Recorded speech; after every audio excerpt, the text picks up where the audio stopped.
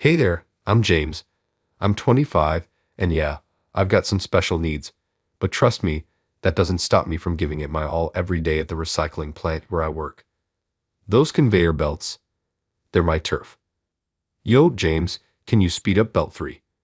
We got a backlog coming in. That's Tony, my best buddy at work. He's always got my back. On it. T, watch me work my magic.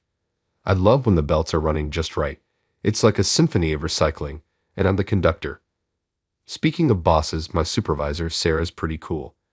Great job organizing that pile of cardboard, James. You've really got an eye for this. Thanks, Sarah. I aim to please.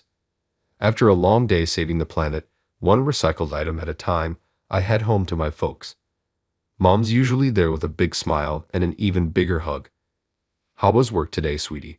She asks, ruffling my hair like I'm still a kid. It was awesome, Mom. We processed a ton of plastic today. Literally. Dad's a different story. He's always got his nose buried in paperwork, muttering about numbers. Robert, put those papers down and say hello to your son, Mom scolds, giving him the look. Oh, hey James, Dad says, barely glancing up. Good day at work. Yeah, Dad, it was great. I try not to let it get to me, but sometimes I wonder if he really sees me. At least I have my little sister, Emily. She's off at college, living her best life, but she never forgets to check in. Phone rings, hey big bro. How's it hanging? Just finished work. How's college treating you? Oh, living off ramen and coffee. The usual. You better be keeping Mom and Dad in line. We chat for a while, and it feels like she's right here. I miss her, but I'm so proud of her. Later that night, I'm chilling in my room when I overhear Mom and Dad talking in hushed tones. Robert, we need to talk about the business. Things aren't looking good. I know, Linda. I'm working on it. Just need a little more time. And what about James? He needs. Not now, Linda. I can't deal with everything at once. I pretend I didn't hear anything, but it sticks with me. There's this tension in the air, like a storm brewing. But hey, that's life. You take the good with the bad. As I get ready for bed, I can't shake the feeling that something big is coming. Maybe it's just my imagination. Or maybe, well, who knows? All I know is tomorrow's another day at the belts, and I'm going to crush it. That's how I roll. Fast forward to our road trip to see Emily. I'm bouncing in my seat like a kid on Christmas morning. It's been forever since we've all been together, and I can't wait to see my little sis. Dad's at the wheel, Mom's riding shotgun, and I've got the whole backseat to myself. Living the dream, right? But something feels off. Mom and Dad are whispering up front, and it doesn't sound like they're planning a surprise party. Robert, we can't keep ignoring this. The bills are piling up. I told you, Linda, I've got it under control. I just need to make a few more calls. But what about, not now? James might hear. Too late, Dad. I heard every word. I pretend to be fascinated by the passing scenery. Trees are so interesting, The tension in the car is thicker than peanut butter, and I try to lighten the mood. Hey, remember when Emily got car sick and puked all over Dad's new shoes? Mom forces a laugh. Oh, sweetie, don't remind me. Your father was furious. Yeah, well, maybe if she hadn't insisted on reading in the car. Dad grumbles. So much for breaking the tension. I sink back into my seat, wishing I had Emily's talent for witty comebacks. Suddenly, everything goes sideways, literally. Robert, watch out. A massive truck swerves into our lane, horn blaring. Dad yanks the wheel, and the world turns into a blur of screeching tires. Crash. We smash through a barrier, and suddenly we're airborne. For a split second, I see my workplace below. We're right, of all the places to fly over. The car lands with a bone-jarring thud, teetering on the edge of a cliff, or something equally terrifying. My heart races. This is really bad. The car door flies open, and suddenly I'm falling. The last thing I see is Dad holding Mom tight, not even sparing me a glance. Then, pain, so much pain. I crash onto something hard and moving. A conveyor belt. The irony would be funny if it didn't hurt so damn much. Everything blurs into motion and agony. I hear shouting, familiar voices. Oh my God, James. Someone call an ambulance. Hang on, buddy, we got you. Tony? Sarah? What are they doing here? Oh, right. Work. I landed at work. How's that for employee dedication? Everything fades as the pain overwhelms me, dragging me into darkness. The last thing I hear before slipping away is Dad's voice. Linda, are you okay? Thank God, I got you out in time. What about me, Dad? What about me? Beep, beep, beep. Man, my head feels like it's been through a blender. I crack my eyes open, wincing at the bright hospital room lights. James, honey, can you hear me? Mom's voice.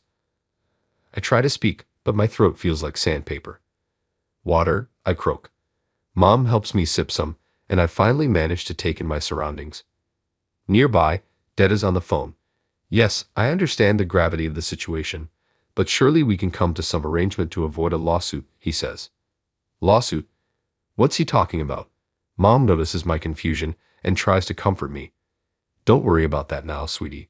How are you feeling? Like I fell off a cliff, I mumble. Dad snaps his phone shut. That's because you did, son. Do you have any idea how much trouble this could cause? The medical bills alone. Robert, Mom cuts him off. That's enough. The days blur together. Doctors, nurses, endless tests. Through it all, one thing becomes clear. Dad is more worried about money than about me. One night, I pretend to be asleep and overhear my parents talking outside my room. We can't keep this up, Robert. The embezzlement, the gambling, it's destroying our family, Mom says. My heart pounds. Embezzlement. Gambling. What the hell? I told you I'll fix it, Dad insists. We just need to cut some expenses. That care facility I mentioned. No, I won't send James away. He's our son. He's a financial burden, Linda. We can't afford. I feel like I've been punched in the gut. A burden. Is that all I am to him? The next day, Emily shows up. Man, it's good to see her. Hey, big bro. You look like crap, she jokes. Thanks, sis. Love you too. We chat for a bit, but I can tell something's eating at her. Finally, she snaps. I know everything, James. Dad's crimes, his plan to send you away. I confronted them last night. My heart sinks. And?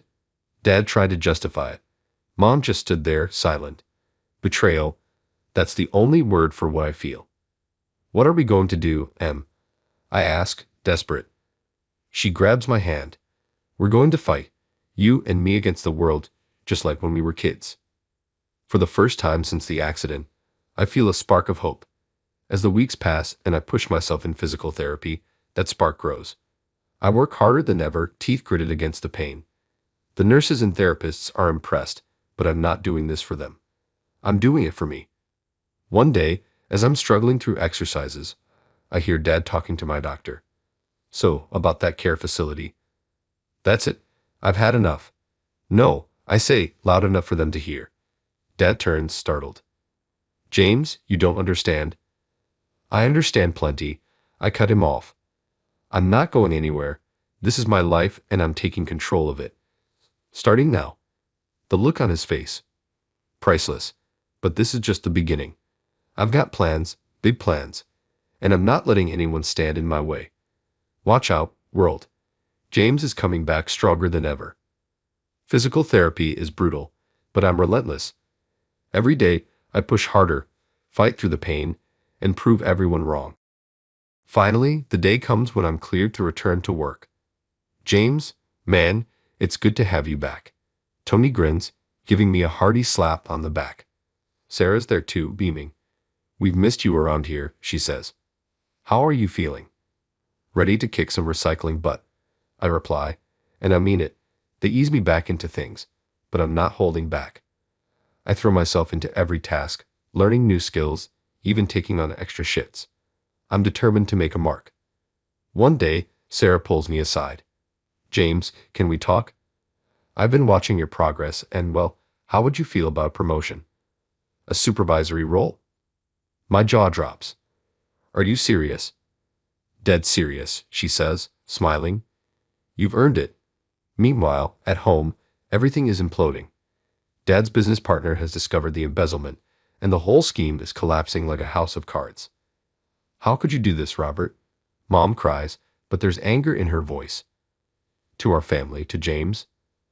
I was trying to provide for us. Dad shouts back. By stealing. By trying to send our son away. I try to stay out of it, but Emily is on the warpath. She's found me a lawyer, a real shark. We're going after him for everything, James. The accident, the attempted abandonment, all of it. Part of me wants to say no, to be the bigger person. But then I remember that day, the cliff, Dad reaching for Mom and not me. I remember financial burden. Do it, I tell her. The case doesn't even make it to court.